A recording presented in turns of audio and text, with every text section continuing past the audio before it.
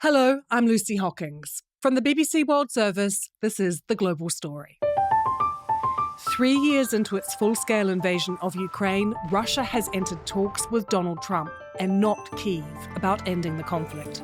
For Ukrainian President Volodymyr Zelensky, this is, as he described it, a dangerous dialogue with Ukraine's hopes for a just and lasting peace at stake. For Vladimir Putin, it could be a chance to end the war on his terms and by building bridges with Trump, crack the Western alliance that's maintained security in Europe for decades. What do Russians stand to gain from these talks, and what have they won and lost in 3 years of war?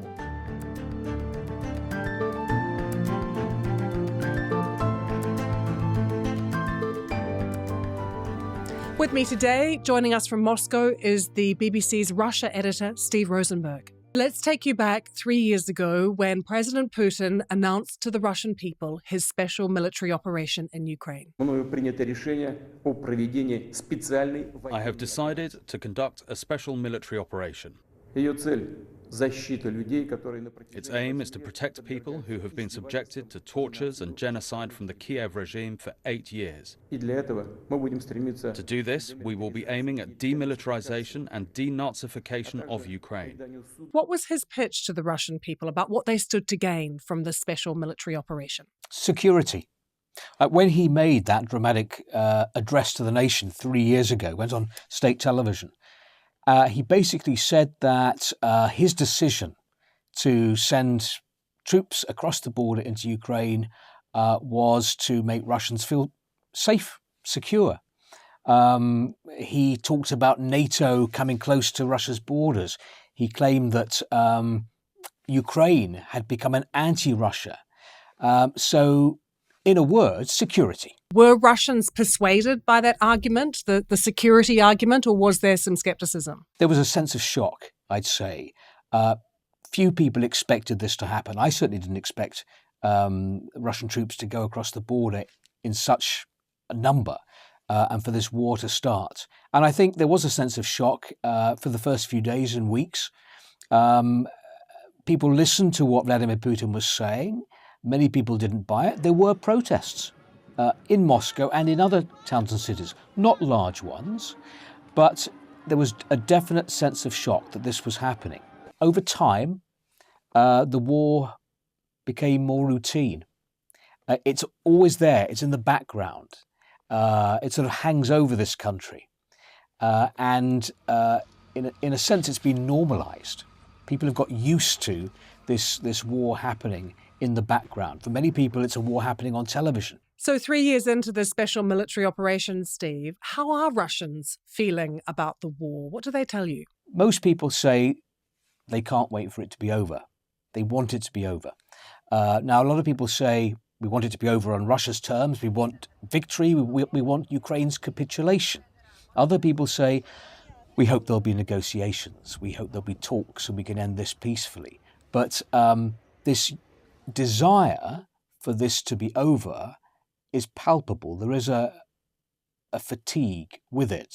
Now, of course, the war has had devastating consequences first and foremost for Ukraine. Of course it has. But as I say, I think there is a sense here that people would like it to be over. And Steve, the huge human cost. We know so much more from Ukraine about how many soldiers and civilians have been killed over the past years. But what about in Russia? The BBC's worked really hard to try and establish some kind of figures for how many soldiers particularly have been killed, and it's really tricky. Do we have any idea? The Russians don't come out with any official figures. From what we can see, there's been a massive loss of life. When you travel around the country, you see cemeteries. There are clearly lots of fresh graves with military flags. When you look on the internet every day, there are, if you go on the regional websites, there are announcements about Russian soldiers who've been killed fighting in Ukraine, announcements about funerals.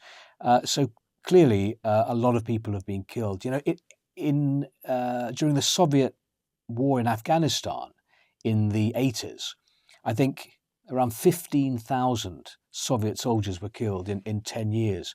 I think the number of Russian soldiers killed in 3 years in Ukraine is several times higher. And as well as that massive human cost, Steve, people who have lost their sons in battle, what about the economic cost as well? Because there was a US estimate last year that said $200 billion had been spent on the war in Ukraine by Russia. And of course, there's been these huge economic sanctions on the country as well.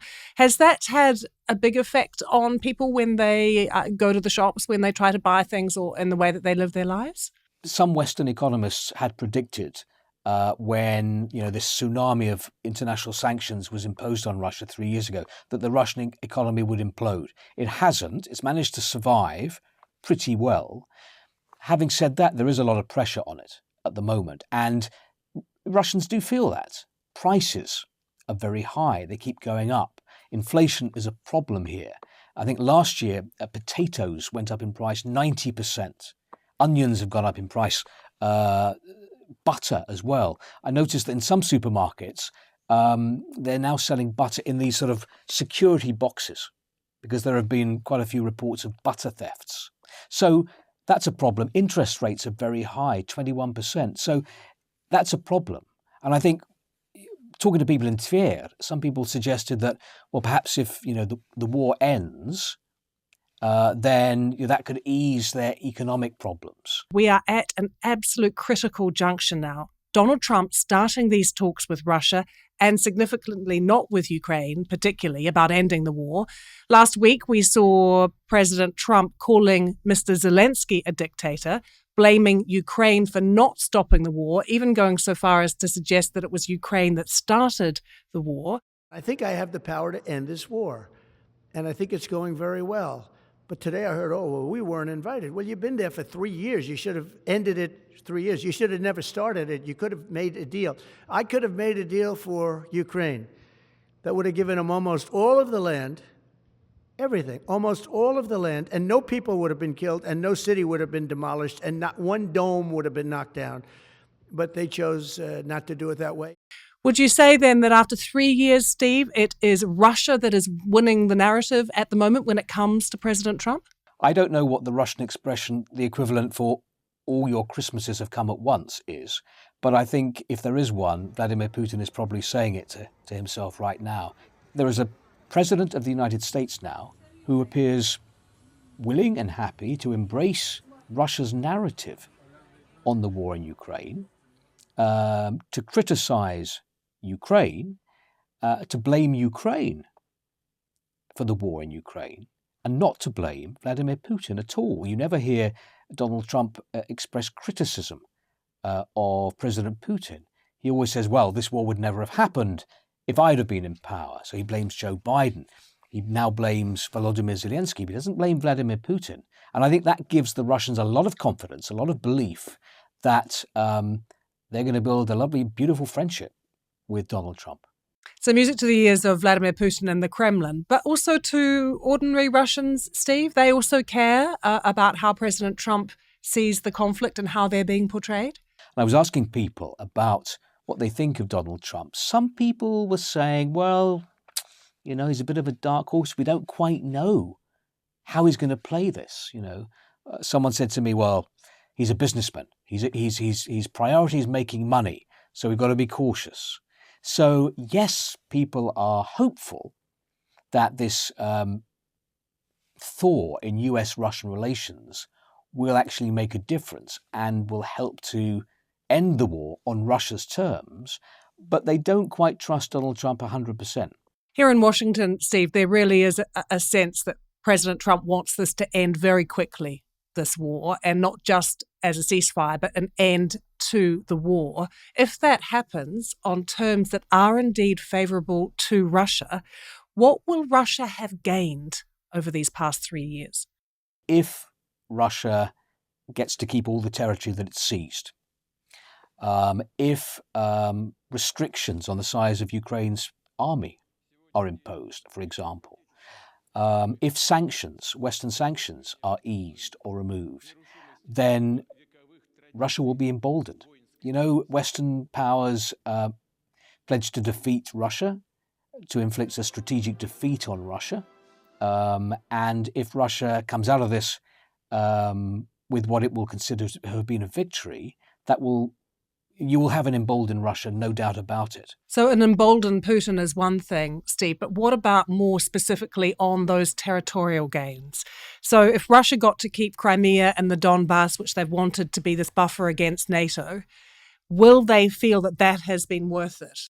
Well, the thing is that the Kremlin controls almost completely the media landscape here in Russia. So the Kremlin can spin anything any way, really. And whatever deal is done, finally, you can be sure that the state media will present that to the people as a victory, as a huge victory for Vladimir Putin, for Russia. Whatever the actual details of that treaty deal are. And people will be told that that is a victory. Beyond Ukraine then, Steve, I guess my final question is that speaking to senators here, interviewing them over the past few days in Washington, they've said all this talk about his broader ambitions beyond Ukraine is just hysterical, that the European elites, as they call them, are overreacting when it comes to that. He didn't even manage to take Kyiv. He's not going to be able to take any of these other NATO countries that are around Ukraine. What would you say to that? As someone, I'm not putting, you're often asked, what is President Putin thinking? You can't possibly know that. But what would you say to those senators? Well, there was a time when people thought it was hysterical to suggest that Vladimir Putin would launch a full-scale invasion of Ukraine. I think when you look at what has changed, Lucy, in 1 month, we've had 1 month of Donald Trump in the White House, and look what has happened. Things have been turned upside down. So I think you have to take what's happening very seriously. And you could be sure the Kremlin is listening to the messages and watching the signals coming out of Washington. And the Kremlin is expert at driving wedges between its opponents and spotting signs of division and disunity amongst its opponents. And what it can see now, and actually what we can all see, is a schism between Europe and the United States. We can see America picking fights with its traditional allies. We can see what we thought were common values between America and Europe being questioned. All of this is being seen by the Kremlin now. So I don't think you can rule anything out at the moment. And you have to take the situation very seriously. Steve, it has been an absolute treat to have had so much of your time in what has been a very busy week here on The Global Story. Thank you so much for joining us from Moscow. You're very welcome, Lucy. Take care. If you want more episodes of The Global Story, find us wherever you get your podcasts. Each day, we dive deep into one big international story. Don't forget, you can subscribe as well, and we love to hear from you, so do leave your comments below. Thanks so much for watching.